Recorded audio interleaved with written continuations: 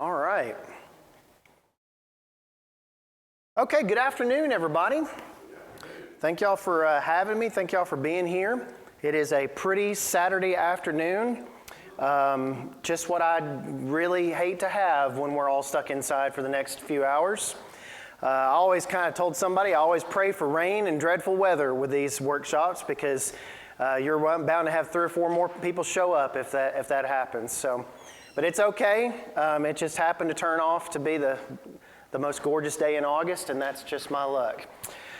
We are going to be talking about, first, we're going to split this up into 3 different sessions, and there'll be a lot of stuff here that is universally applicable to basically every person of every age group. This is applicable to grandparents, great-grandparents. It's applicable to parents of older children, of younger children. Everything, I would say everything is applicable, but not everything will be covered. This is kind of like the iceberg metaphor. The 10% is only the 10% you see that is above the water, okay? And so in this session right here, I've got a QR code up there. If you want to scan that, it takes you right to that website that goes to digitalparentingworkshop.com/resources. And that is a page that I have set up. Every resource that is printed out on the back table is accessible there in a digital form. So you can download all of those if you want to. Grab any of those from the back. They're yours to keep. You can copy them. You can distribute them. You can do anything. They're not original. I gleaned ideas from a lot of places. I've got 2 stacks of books up here that I will allude to at the beginning of the next session. But here's what we're going to do. We're going to do we're going to do 1 class session on just how to introduce this topic. And then the second session is I want to talk a little bit about social media and artificial intelligence a little bit. And then that third session is going to be settings and apps and wireless routers and things like that, a little bit of technical things. Now, 2/3, if you will notice, 2/3 of this workshop is really geared around how to think about this stuff, not the actual practice of settings and apps. It's not conceptual, it's very applicable, but I think that we have to wrap our minds around these things the correct way, first of all, before we even start to think about what tools we're actually going to use to do this, okay? And I will say, I need to turn my thing on here. And I will say this is the 107th workshop that I've been able to do in the last 14 years, or about 13 years or so since I started doing them. And it just fell in, like most things in your life that you can think about, just fell in my lap, okay? It wasn't even actually my idea, which I kind of love to say because I got invited to the church that I now work at, and it just kind of snowballed from there. So this is number 107, not that I'm counting, but I want to introduce you. Y'all remember Clark Griswold? You remember Vegas? Yeah, the Christmas Vacation gets most of the attention these days, that movie. But Vegas Vacation is also very funny. And y'all remember anything about this scene? They're at the Hoover Dam, okay? And they go under the bottom of the Hoover Dam, and they're sitting there, and this wall is sweating. It's supposed to be sweating. It's part of the dam, right? And so Chevy Chase's character, being silly and kooky, he goes up and he got this chewing gum, and I'll chew some gum and I'll plug this hole right here. And he plugs the hole, and then of course what happens? It's like a cartoon, right? 2 more holes started, so he starts chewing more gum. He calls his daughter over. She opens the pack of gum. They just start chewing gum together, and then they're plugging all these holes, and then they give up. They kind of look around. There's so many holes. There's so many things, because every time they plug one hole, 2 more pop out. And they kind of just walk away, kind of looking around like, oh, I hope nobody saw that, right? And it's kind of one of these things where I thought about that, and I think about this all the time, is that's kind of the way parenting can feel. I think most of you in here have been parents at one time. I am a parent right now, and I feel like when I do that, I say, oh, that problem is nailed. And then 2 more pop up. It's kind of like one of those cartoons again, where there's holes in the boat, and you're trying to use a bucket to get all the water out of the boat, and it's not going to solve anything. You're just going to keep sinking, just slower. Parenting is difficult. When you add on the layer of all of this technology that we have today, which again, I don't want to dismiss the technology today, because the technology that we have today is amazing. And it can do amazing things for the Lord's church, and it can do amazing things in our medical fields and in our cars, and the things that are used in biomedical research, all sorts of different technologies. It's amazing kind of stuff. It's amazing for entertainment.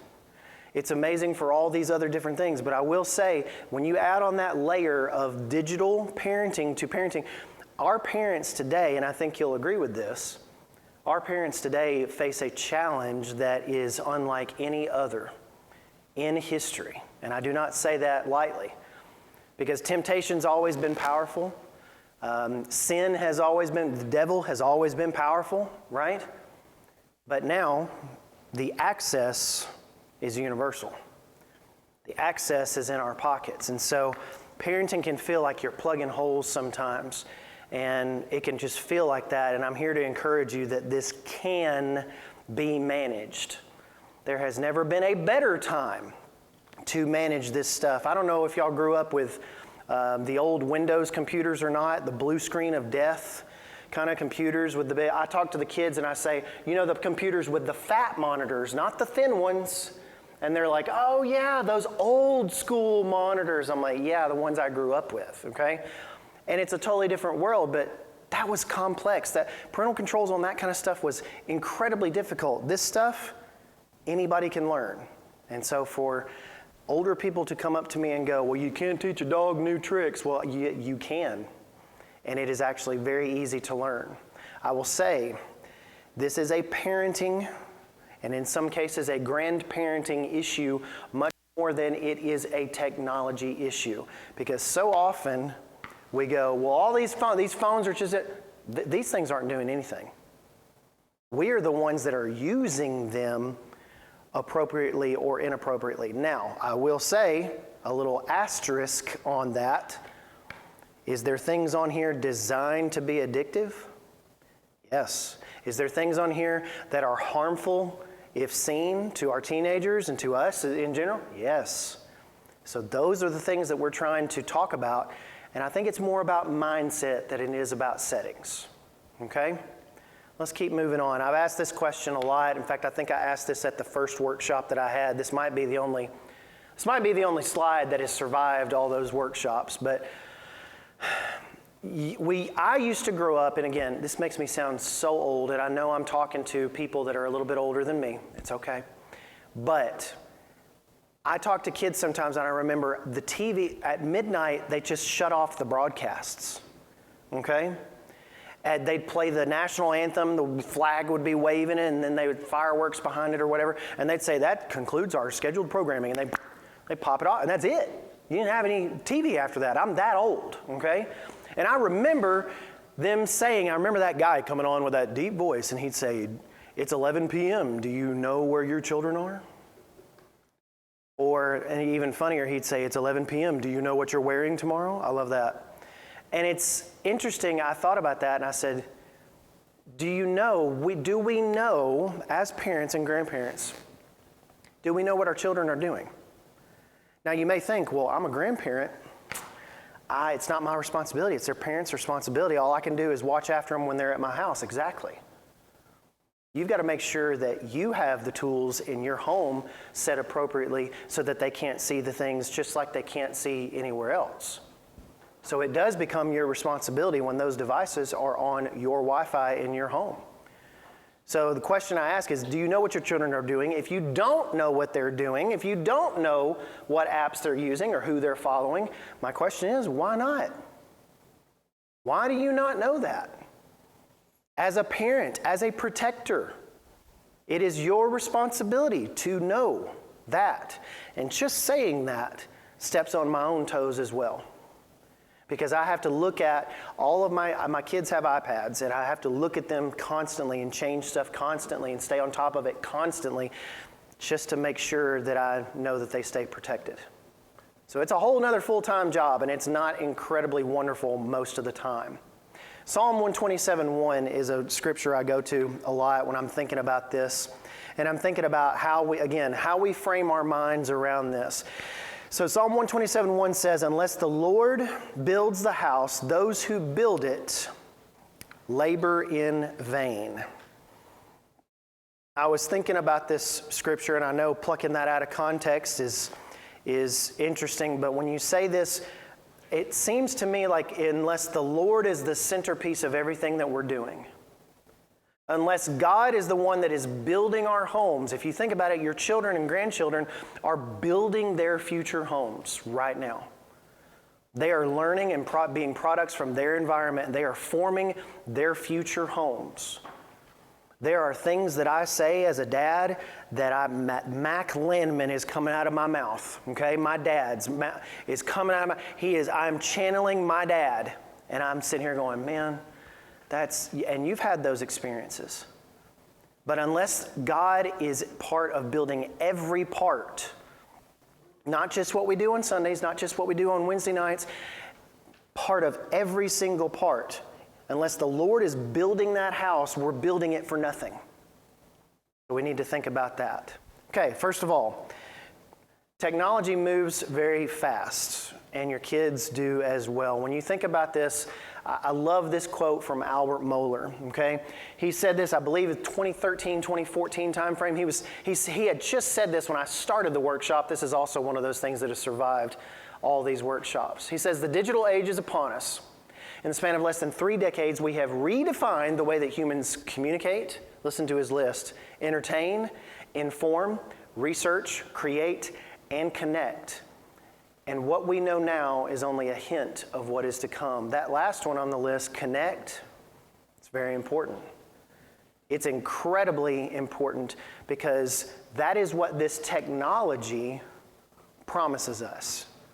That is what it promises your kids. Connect you with everything. That's what Facebook says on their sign-in page. We want to connect you with the world. What if I don't want to be connected to the world? What if I don't want my kids connected to the entire world?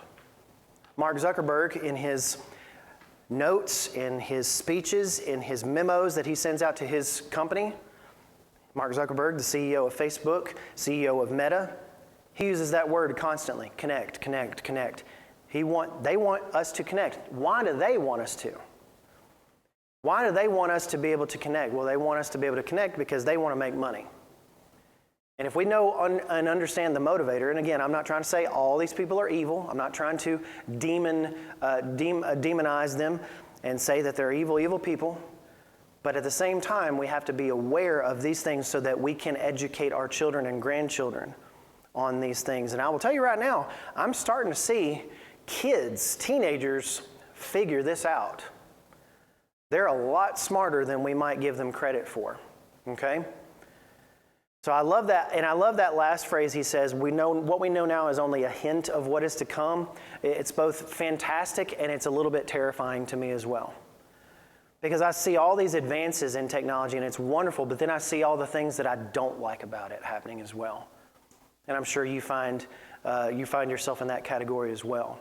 Look at how far we've come. And this was normal things 25 years ago. When you think about that, look at America Online. Who used and remembers America Online? It was a CD that came in your mailbox, right? We had so many of them, we used them as frisbees around the house, right? But you would load this up, you would get on the internet, which it really wasn't the internet, it was like their portal to the internet, right? You get on Instant Messenger, and you could email your friends. I remember that when that was new, right? The Huntsville phone book, before it became the biggest city in the state of Alabama, the Huntsville phone book was this thick. I'd have to get a chair up on top of the fridge, grab it, and do this whole deal, pull it open like this, and let's find Chinese, play Chinese. Like, you would have to find it. That was how we had to do that stuff. And the kids just don't understand what it was like. And again, this is only a quarter century ago, okay? A phone booth. I asked my 12-year-old, I showed him a picture of this phone booth right here. I said, "What is this?" And he goes, "Oh, it's Superman's changing station." I said, "No, it's..." We stopped at a rest stop not too long ago. And there was a phone booth just like this one, except the phone had been ripped out. There was just wires hanging there. And I was being, weird and nerdy like I always am, but I stopped the boys and I said, boys, look at this artifact from earlier times. This is an archaeological find, right? Nobody has used this phone in 11 years, right? And it was one of those kinds of things where they were like, what is this? When I try to talk to kids and teenagers today about a payphone, they think it's a pay-as-you-go phone. They think it's one of those Go phones that you get from Walmart. Oh, it's just a prepaid phone. No, it's not a prepaid phone. We used to have phones that were connected to wires, and we had to put a quarter in, and they're like, you had to put money in it? Yeah, and some people grew up and it was a dime, right? And other people grew up and it was a quarter. We had beepers. I had a beeper in high school for about 3 months or something, right? That was a huge deal. We just don't really think about how far technology has come and how fast it has developed. We are firmly in the information and smartphone age. And if you think about it, your children and your grandchildren today will never know the world without Facebook. They'll never know the world without a Netflix type service to where they can just flip on anything they want to watch. They will never understand that they can't look up every old broadcast or every old commercial on YouTube. They will never have the absolute agony of not taping that program on Sunday night because you forgot to set the VCR. Okay? They will never understand that because it's going to be available tomorrow online. Now, we've created a lot of entertainment value and we've created a lot of convenience for those things, but at what cost does that come? When we can have so much entertainment and information at our fingertips, what's the cost for that? There's got to be a cost-benefit analysis done here, right? So again, these are the things that we need to be thinking about. I will say that distraction and temptation, we've always been distracted. This is a photo from 1928 or 27. Nobody's talking to one another. Everybody's dressed the same. Everybody's reading their paper, right? It's the same. If you would just replace all those newspapers with phones and put some color in the photograph, it'd be today. Okay? And so don't try to tell me, well, these phones are running. No, we've always been distracted by something. And so what we've got to understand is how do we break free of this distraction? How do we control, I've asked this to a bunch of kids a lot, how do we control our technology so that it doesn't control us? Because this technology can be mastered. At times, I think I've mastered it. I'm not correct in that most of the time. So we have to, it's a constant struggle.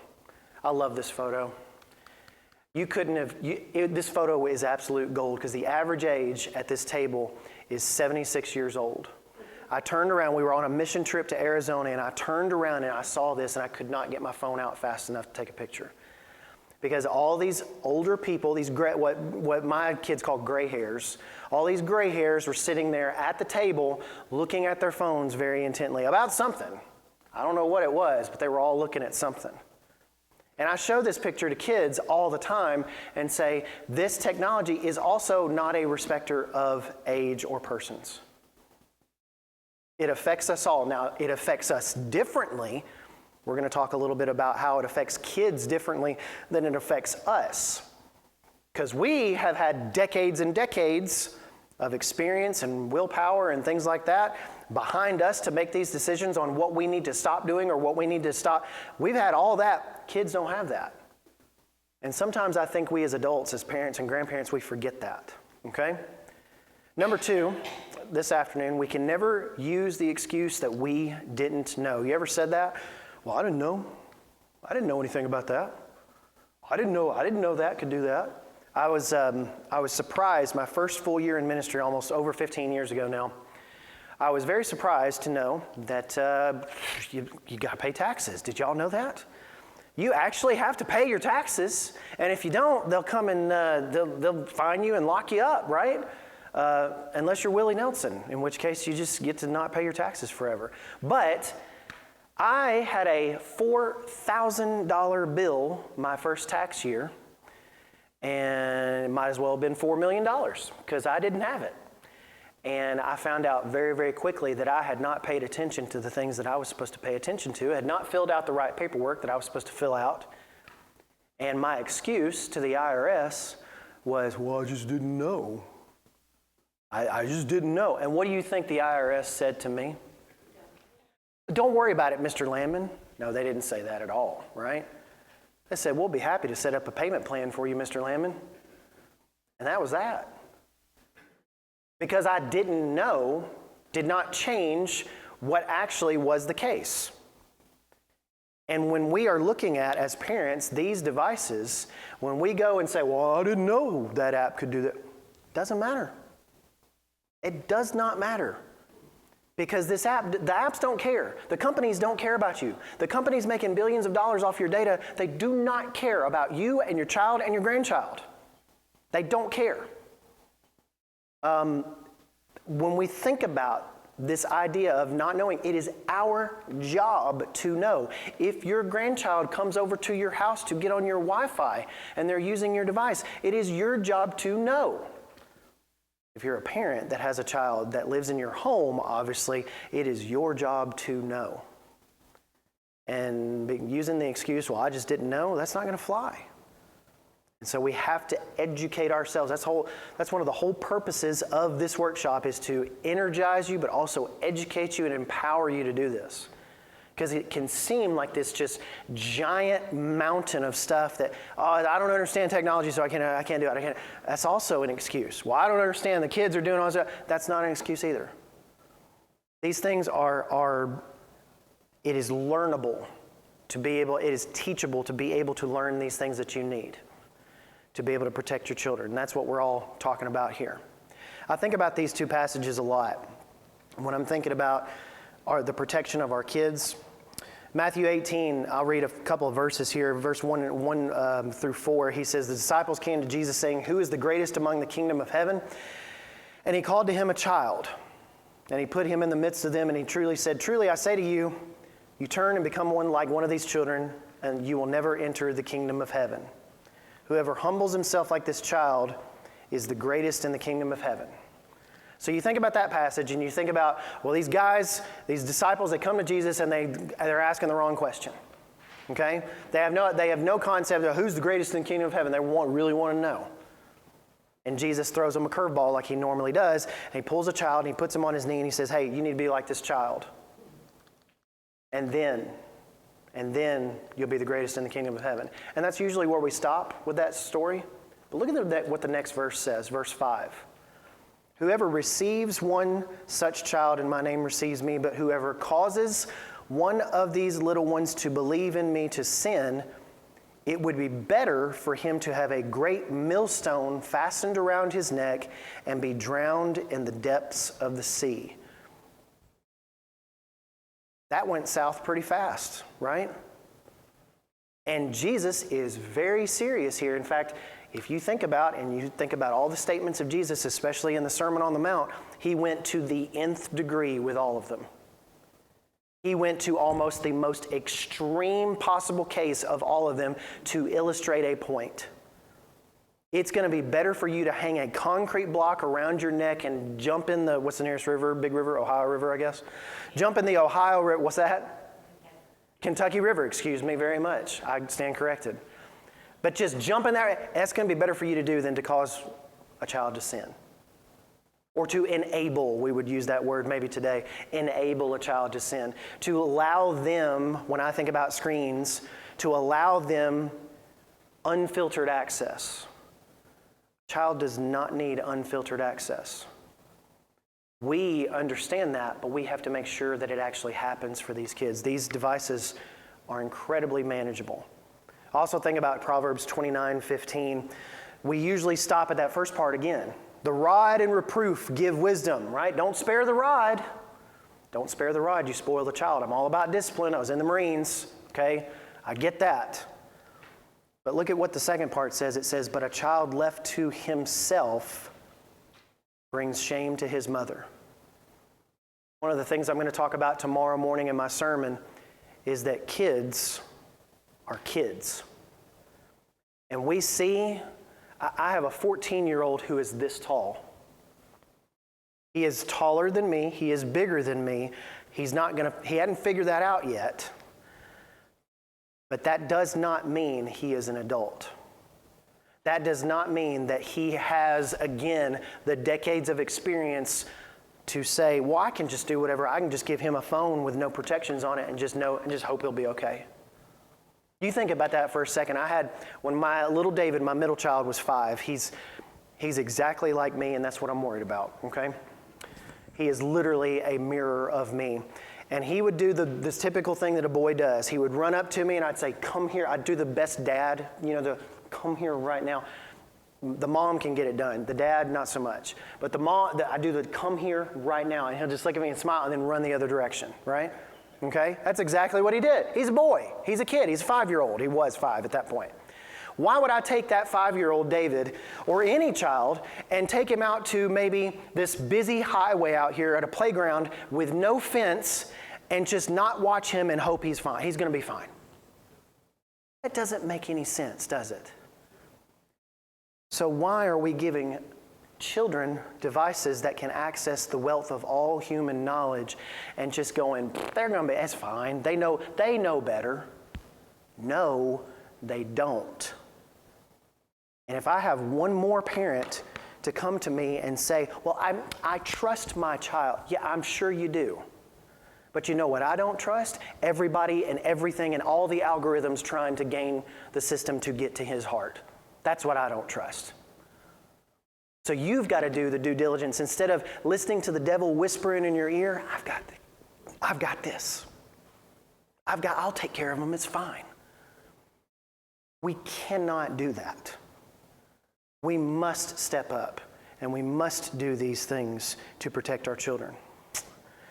All right, I'm going to go over some statistics. Don't glaze over or fall asleep here. But also, I don't say these to be shocking or anything. I say them because they're facts. They're accurate. Okay? But if you think about the most susceptible thing, and I think about pornography as being that thing that really, it is not just harming our young boys. It's harming our young girls now as well. Okay? But also, how prevalent is pornography? You can access it almost anywhere. Twitter or x.com, 2 or 3 clicks. Reddit, 1 or 2 clicks to get to a thread that is just dedicated to pornography, right?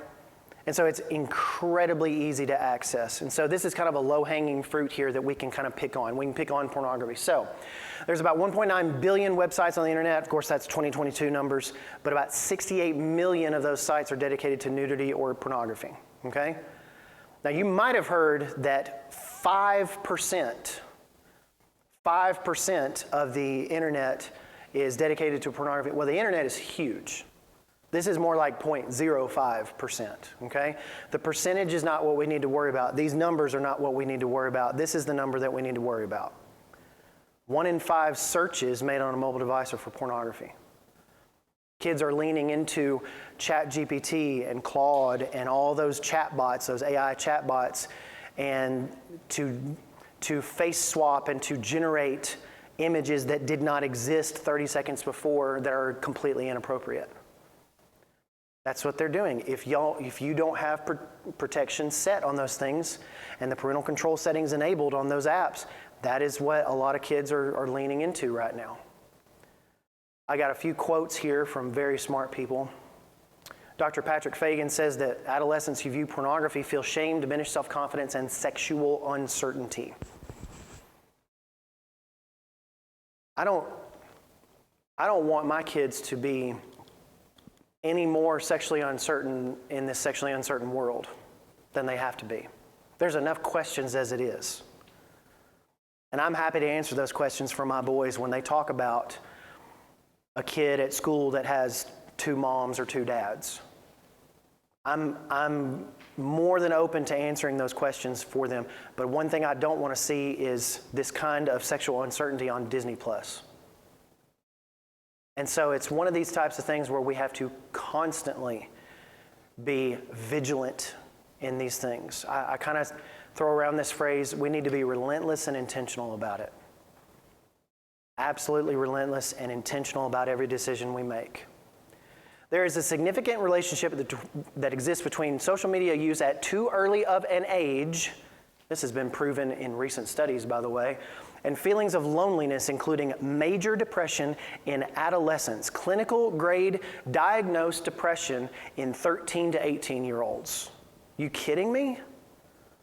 Because of social media? Yeah. Because a parent gives their kid a phone in 6th grade. And it doesn't have any filters on it. And they let them sign up for whatever social network they want. And they let them watch as much YouTube as they want. And they have no guardrails whatsoever. I don't know about you, but I grew up with all sorts of guardrails, both physical and spiritual and emotional.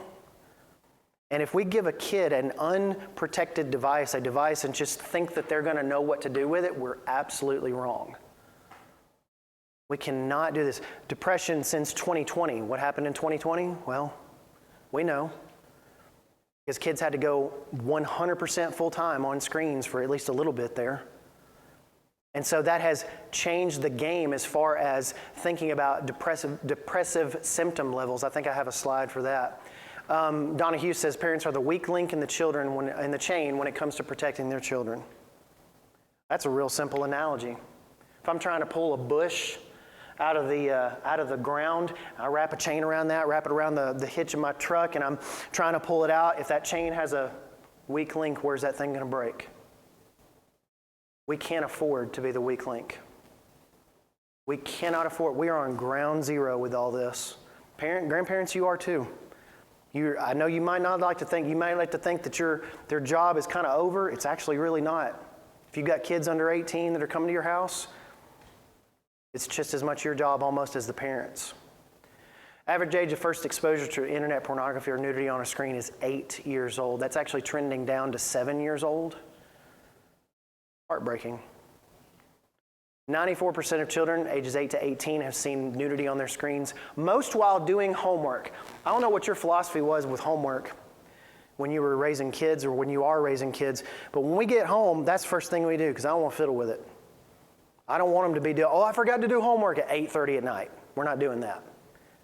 But increasingly, kids that have parents that work outside the home and they work until 4, 4:30, 5 o'clock, they come home, they get off the bus at 3 p.m., they're increasingly required to open up those Chromebooks or open up those iPads and do the assignments.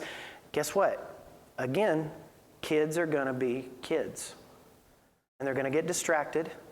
The most dangerous hours for a kid looking at things that they're not supposed to on the web or on their devices is between the hours of 3:30 and 5 p.m.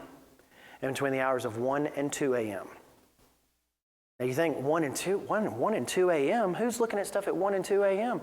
They are. These kids are increasingly coming to school sleepy and tired because they're either playing video games or they're watching videos that they can't tear themselves away from because the algorithm is so addictive until 1 a.m. Again, we've got to set those boundaries and barriers. That's what we're going to talk about in our third session. 87% of sexual solicitations are made to youth in chat apps. Now, gone are the days of the stalkers, right? Of the guys that follow your kids to the playground. They're not there anymore. I remember the biggest thing that we were taught when I was a kid was, don't you talk to strangers. And most certainly don't talk to the weird guy in the white unmarked van with no windows, okay? Make sure you don't do that, right? But now that doesn't really exist. What exists is these chat apps. And it's not just our young ladies either. Our young boys, actually, the numbers have actually flip-flopped. Our young boys, ages 13 to 15, I just read this today. Ages 13 to 15 young boys are actually become more susceptible. They have overtaken girls of that age being solicited by sexual predators online. And we all have probably heard a story or been connected to someone who has been affected by something like this. What you don't want to do is you don't want to be part of the statistic. You don't want your child or your family to be part of that 87%, okay? So again, we have to make sure to look at these things and protect our children. So nearly 7 out of 10 kids admit to clearing their browser history or search history or app download history or YouTube watch history, just fill in the blank, in order to hide internet usage from the parents. Kids respect when they say, I know we can't remember what it was like to be a 12, 13, 14-year-old teenager, but they value their independence so much. Did you happen to see, I don't know if y'all were here last night for the youth rally, but did y'all happen to see when I put the slide up there about would you give the person next to you your phone to read your last 20 sent messages? Did you see, I don't know if y'all saw the looks on those kids' faces, but half of it was the look of terror of the, oh no, I would be so embarrassed. That's understood. But there were some that were like, no way, I would be in so much trouble. We have to think about those things, and we have to think about all this stuff, and your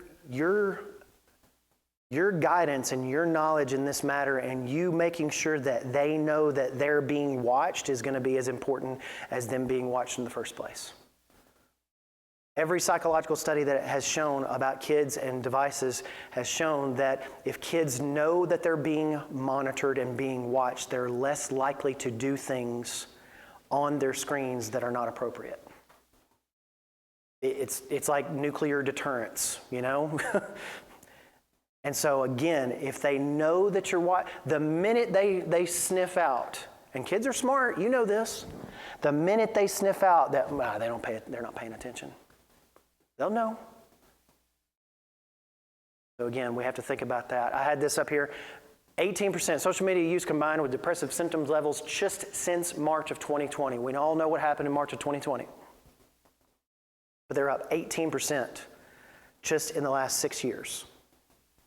Very, very interesting.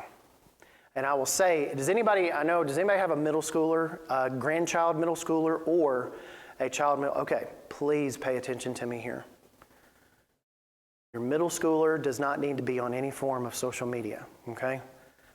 Every single study where a kid started using social media in the 6th grade or earlier or around that time, every single study has shown that those kids are less productive in school. They are less likely to have deeper relationships. That social media rewires their brain at too early of an age. There's significant psychological impact to having a kid on social media, on Instagram or TikTok or Facebook or anything like that. And if I need to say it louder, there you go. Please, please, please, if you have it, it's hard to put the toothpaste back in the tube, but this is one of those things that I would tell parents absolutely. If you have a 6th grader that you let on Facebook or let on social media when they were in 5th grade, take them off of it right now. Limit the damage while you can. And in fact, I don't recommend, the most popular question I get is, when can I get my child a phone? Which is the wrong question, but I'll go into that later. When can I get my child a phone? When is the earliest I can get them a phone? And what kind of social media should I have? Well, the answer to me is 16 on both accounts. And I know that sounds crazy coming from me. And I know it sounds crazy coming from you because you think, well, I've got to be able to keep up with my kid and I got to be able to know where they're at and all this other stuff.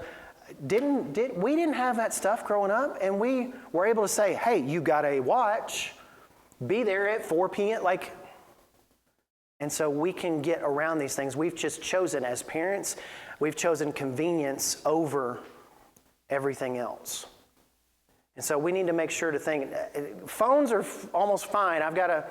We've got a phone that we actually use with my 14-year-old that's not his phone. And by the way, they should know that it's your phone, not theirs, okay?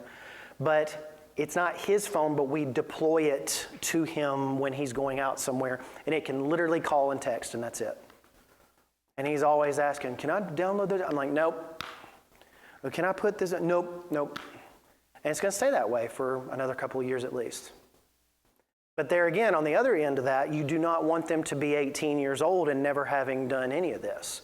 Because you need to have them kind of move forward in these things later in their teen years so that they can be used to it when they get to college. So there's a balance there. But the bottom line is that you know your child and your grandchild, you know them better than anybody else does. And you know their maturity level, you know what they can handle, and so ultimately it's up to you. Now, I'm not going to talk this much in the next session. I want y'all to be aware of that. But we're going to have a discussion. Number 3, privacy is an illusion. Tech companies, I said this before, they don't care about you. They don't care about your data. They don't care about, well, they do care about your data because it makes them money. But they don't care about your family or your well-being, okay? And I think about Hebrews 4:13 a lot. Hebrews 4:13 says, "No creature is hidden from his sight, but all are naked and exposed to the eyes of him to whom we must give an account." God can see everything. And he can even see into the devices that we're looking at and all of these different things that kids are looking at, he can see everything that we're doing. I tell kids, I use this illustration a lot in Bible classes talking to teenagers. If you had a bucket of feathers and you went outside on a windy day, what's going to happen to the feathers? You think, in your mind, you go, feathers, I can catch feathers, I can go after feathers. No, you can't. If they go too far up in the sky or they get caught in a bush or they're going down the road, good luck catching all those feathers, okay? It's just kind of one of those things where once you put it out there, they're out there and you're not getting them back. And the same goes with all of the things that we're trying to do or what our kids are doing on their devices. And I think, actually, I'm seeing the bright end of the tunnel here, but I think that our kids are actually getting this these days. Because increasingly I'm talking to teenagers who are like, yeah, I kind of screen everything before I send messages. And I'm like, okay. Yeah, I put my stuff in ChatGPT to make sure it sounds okay and make sure it doesn't sound like I'm angry or whatever. And I'm like, all right, that sounds pretty good. Yeah, I'm really not going to be on that social network because I've seen a lot of my friends get in trouble on it. So there's a lot of self-awareness. I'm seeing, at least, with some teenagers today.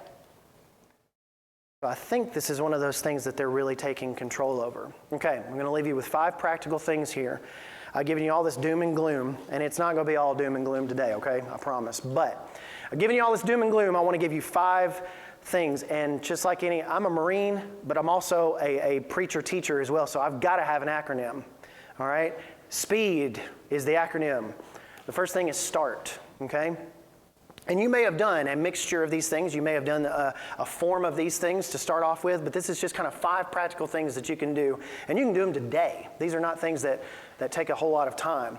But you can make it a list of devices in your home that connect to the internet. Just get you a legal pad and a yellow legal pad and put a line right down the middle. And then on that left column, you list every device that's in your home that can connect to the internet, okay? You think, you're like, oh, I know all the things in my house. No, you don't. I find something new every time I do this, and I do it every 6 months, okay? And so find everything that has it, and then what you do is you do an audit. You say what kind of parental controls are set on this. Did you know that there's refrigerators now that connect to the internet? Does anybody have a internet-connected refrigerator? That's weird. We don't need that, okay? Connect my toaster to the internet. I bought a new washer, like just a clothes washer. And it was wanting me to connect it to the internet. And I'm like, I don't want to do that. It's washing clothes. I sound like the old man, get off my lawn kind of stuff. That's really what that is. But you got to make a list of all of those things, okay? Then you enable those parental controls and filters. We're going to talk about family sharing and screen time in our 3rd session. That's part of our technical discussion. But make sure that every device that is being used in the home connected to the internet is audited every 6 months. Set a calendar date, okay? Do it in January and July. That's what I do. And so just set that and make sure that you audit those things, okay? The second thing is plan. I want to bet you that you've got a 401k, or that you've got some retirement savings that you've got, or that you've got a 529 for your kids' college fund. You're saving up for their college.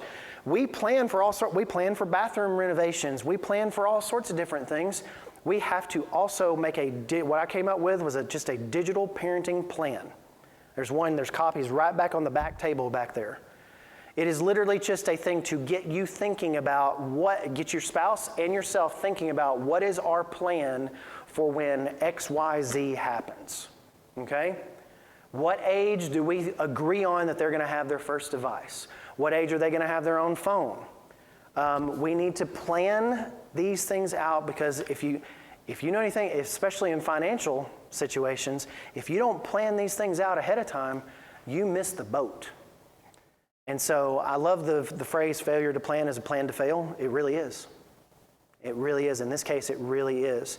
If you're not planning, if you're not trying to think ahead, then you're already behind when it comes to digital parenting, okay? The first E is enforce. For parents that are on ground zero, that are doing this every day, day in, day out, this is not very much fun, but it's got to happen. And you've got to enforce those strict rules when you have to, okay? One thing I've learned is that parents have told me over and over and over again is don't let kids go to bed with devices. Don't let them have them in their rooms. Don't let them use them as alarm clocks. Don't let them watch. This is where you get into trouble, where these kids are watching these videos until 1 and 2 in the morning. If you do allow them to have their own device in their rooms, then make sure there's very simple ways to create time limits to where all that stuff just turns off at 9 p.m. All that stuff stops working, or the Wi-Fi stops working or something on the phone at 9 p.m. You can do that right on the device without having to pay for anything, without having to download any special app for that. You can do that right on that, and we'll talk about that in the third session. One thing I say here is to hand check your child's devices at random intervals. Hey, let me see that. I love the look of, a little bit of a look of terror on my 14-year-old's face when I look at his iPad and I go, hey, let me see that. And he just kind of let me see it. And so I take it and I look at it. He's not doing anything wrong, but he's just 14 and he didn't want me to see what he's doing, right? And so it's kind of that idea of if they know that you are watching, they're going to, I have heard it. I've been in cabins at church camp. I've heard it at youth retreats. I've heard kids talk, and I've heard one kid say, hey, you should download this app. And the other kid goes, no, I can't do that because my dad checks my phone. And I'm like, it works. I'm just sitting there going, it works. So if you don't think any of this works, or you don't think kids are listening, they absolutely are, okay? We're going to talk a little bit more about the last sentence here. Check and make sure there's not any devices that you don't know about. That's a whole thing. Kids are buying old, broken iPhones to use, and they can just sign in with another Apple ID and just use them independently. You need to know about that. There's little Wi-Fi devices in your home that you can get to say, I wonder what this device is. I don't know I don't recognize it. Stop, turn off the Wi-Fi to that. The only good thing about those things is when kids buy the old iPhones that are broken or, they're not used or whatever like that, the only good thing about it is they're not old enough to go to the Verizon store and sign up for their own account. They have to use Wi-Fi, so then that defaults back to your Wi-Fi at your home, and you can say, and see if you've got one of these Wi-Fi systems we're going to talk about, you can see every device on your thing and go, I don't like that. Let's stop the Wi-Fi to that. It's that simple. So you can do these things. Encourage is my second E. I'm going to talk a little bit about this tomorrow morning with some practical things that you can do, but use the device make the device less distracting to yourself. Make the device less distracting to your kids. Turn it in black and white mode. Have anybody ever done that before? You can turn your phone into black and white mode, and suddenly it becomes a lot less interesting. It's kind of crazy how that works in your brain. It's kind of I call it the Vegas slot machine effect, okay? If you look at Vegas and you look at everything around there and all these flashing lights and the motion of doing the slot machines is so addictive, it's not actually the winning the money, it's the actual, you think about it, I hope we're not gambling around here, but obviously it's one of these things that we understand. When you look at that with a phone, you see the pull down to refresh motion, you see the colors and you see the app. Notifications are red for a reason, just like stop signs are red for a reason. It all adds up, and once you take color out of the equation, then your device becomes a lot less interesting. And your brain starts to say, it's probably not worth it. I do that when I'm at home at night. I do it when I'm on vacation mode. It's a setting, and settings, we'll go over that just a little bit. I tell kids really to turn off notifications. You should have notifications on for maybe 1 or 2 apps, your phone and your text messaging, and maybe around here your weather app, but that's about it. Turn all that off, because to you and I, maybe it's not as distracting, but for a kid to have their phone in their backpack and taking a test at school, and they hear a in their backpack, well, what could that be? It could cause a lot of anxiety for them, okay? And so encourage them to do this. Encourage them to leave their device behind. I have in parentheses there, you have to do this as well. You can't be sitting there on your device if they're not. Encourage them that they don't have to be on it constantly. Okay, last thing in this session we'll talk about is demand holiness and obedience. And I think that our children need to hear 1 Peter 2:9 a lot more from us, almost on a daily basis. We are a chosen priesthood. We are a royal nation. We are a people for God's own possession. Our children need to hear that they're special, but it's not because they're special because the world thinks they're special. They're special because the Lord God made them special. And so our kids need to hear that. We need to be demanding in our families holiness and obedience. Okay? All right. We are done with our first session. Questions or comments? We will have plenty of time for questions and comments in the next two sessions. It'll be far more discussion, and I do want to talk to you a little bit more about some different things. But any questions on anything that was said here today? Anything that stood out to you or shocked you or that you didn't understand? Anything? Okay. Well, let's take a quick 5-minute break, and then we'll reconvene here just shortly after 1 o'clock. Thank y'all very much.